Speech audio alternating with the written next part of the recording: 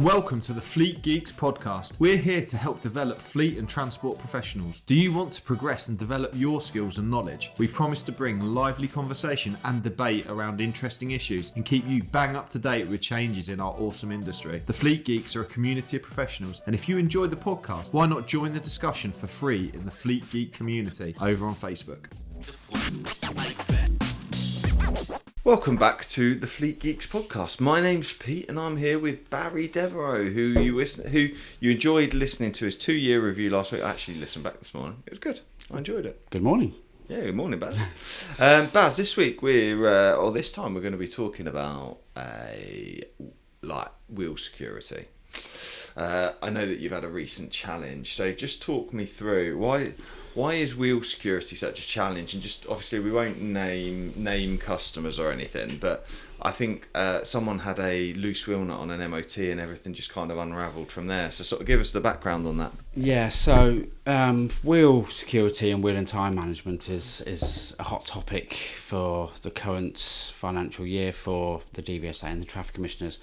Obviously, loose wheel nuts, wheels coming off, that's kind of demonstrates a huge breakdown potentially in your maintenance processes, and obviously with the central column of operator licensing being road safety, a wheel coming off presents risks to the road users, the driver, vulnerable road users, pedestrians, and it's not a good thing, but also a kind of reputational risk to the business as well. Sure. The wheel comes off and you've got a branded lorry driving down the road with a wheel missing. It's not a good sign either. So no, it's not.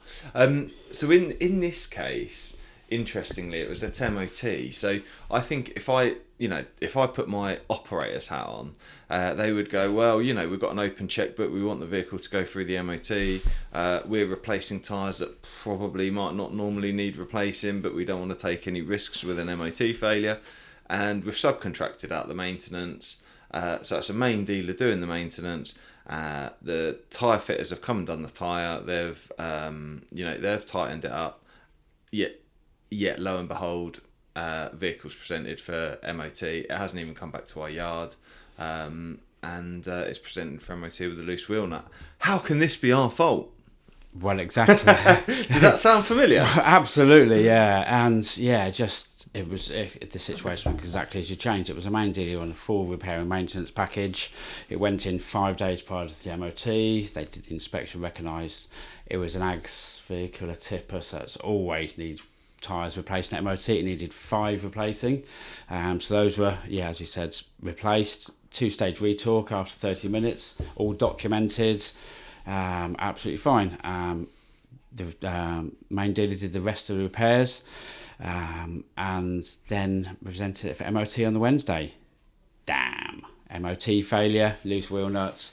PG9S, severe prohibition, which gives a huge amount of points to the operator on the OCRS. So 400 points for those wheel nuts, which is huge. Yeah.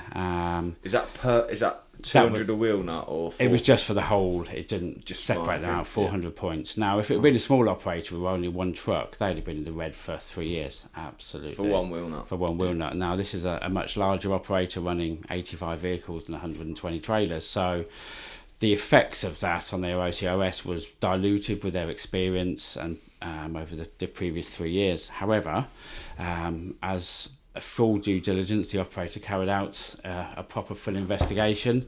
They got the wheel torque tag from the third-party tyre provider. They got the torque wrench calibration certificate. They sent an investigation form to the main dealer saying, can you explain what's happened here? Taking it back even a further 15 months, the operator had actually even carried out a workshop audit on the main dealer.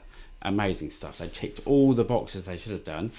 And in that audit, the main dealer says, we employ an ex-DVSA examiner to do a pre-MOT quality check to make sure everything is correct. But they didn't do it. Wow. They said, well, the tyre was the responsibility of the tyre provider. Why should we check it? Ooh. Right, okay. Bit of a gap. Yeah. Of course, with it being a PG9 issued at the MOT, that was reportable to the Traffic Commissioner. PG9S, really, really serious. But from my point of view, I support this operator and have done for kind of 18 months on a monthly basis. I don't think I would have done anything different. They've done really good things. Maybe they should have had a written contract to say, this is what you should be checking. But a GV79 is acceptable by the Traffic Commissioner. It was an acceptable document for your maintenance provider. They'd carried out the workshop audit, their quality checks were done, 2-stage retalk, everything was done. A blank checkbook to get everything repaired.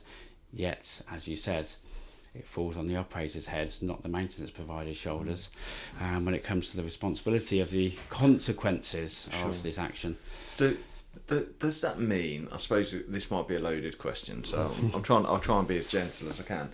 But does it mean that a 2-stage retalk is not sufficient? Hi, it's Pete from Flagship Partners. Let me ask you something. How confident are you that the right version of your policies, procedures, and any compliance documents are actually being used right now? Because if your answer is fairly confident, that's not confidence, it's hope. At Flagship, our digital services, we help fleet operators move from folders, chaos, and crossed fingers to clarity, control, and confidence. Our platform, Optifile, is built specifically for fleets like yours. One source of truth, full version control, and clear accountability, and a simple way to prove your people have seen, understood, and signed the right documents every single time. No more, which version is this? No more, I think that's updated, and no more sleepless nights before an audit. If you're serious about running a safer, greener, greater fleet, it starts with getting your foundations right. Head to Flagship Partners and discover how, through our digital services like Optifile, we can tidy up the mess, reduce risk, and give you your time back. Because compliance shouldn't be a dark art, it should be crystal clear. Yes and no is the answer to that one, in my opinion. Now, a lot of operators do 3, sometimes even 4-stage retalks. The DVSA's own guidance, careless talk, cost lives, says a 2-stage retalk is all that's needed. Yeah. Some manufacturers will specify a 3rd stage in their manufacturer's guidelines, but there's nothing from the DVSA that says you have to do more. And it was done at the 30 minutes, and that was fully documented on the talk tag. Sure. And I think the engineer in me, this dates back in the day when I used to work for Harvey at the accident repair centre, and he was a racing engineer in his day, not trucks but cars, and he would talk about wheel nuts, and he'd always be going, they're over tightening them, you mustn't over tighten the wheel nuts, it's going to be a problem. And I guess my concern is that there is this risk of actually over tightening, so it's a bit of a challenge, really, isn't it? And I think the only the key thing here is making sure that there's a thorough process that is followed and documented. Yeah, and it's inevitable we're going to end up with loose wheel nuts at some point. Absolutely, they're moving parts. Everything's going to happen. It's just the forces naturally will happen on that. It'd be interesting to see how many operators do a 3rd stage retalk themselves, actually loosen the wheel nuts before retalking them for the 3rd time to check. Because if you're just pushing down on the torque wrench, as you said, you're potentially risking overstretching them, which presents its own risks. And I don't think it's something that needs to be done. No. If you've got wheel nut indicators in place, you've got the 2-stage retalk by your qualified people, I think personally that's satisfactory. Sure. But it does need to be documented and it needs to be followed. Absolutely. And then the wheel nut. One of the I suppose there's some challenges with wheel nut or indicators that people have, and that is that it makes drivers lazy because they don't really check or they don't really look and that kind of thing. But I think there's a lot more going for them than isn't, because it's not only they've got benefits not only for the indication, but also that they will show if there's heat in that wheel, because they'll start to show signs of melting and stuff like that. And realistically, on a walk-around check, how else can a driver check that loose wheel nuts are loose or wheel nuts are loose? you're not going to be able to see it, and the walk-around check is supposed to be a visual check. You're not supposed to be going around and well, checking until it's everything. almost too loose and you can see fresh metal. Yeah, You know, that's absolutely. the challenge, isn't it? So the wheel nut indicator is a good thing. Something I came across recently is that when somebody was changing wheel nuts, they would, or changing a tyre, taking the wheel off, retorquing it, they replaced the wheel nuts with red ones. Right, okay.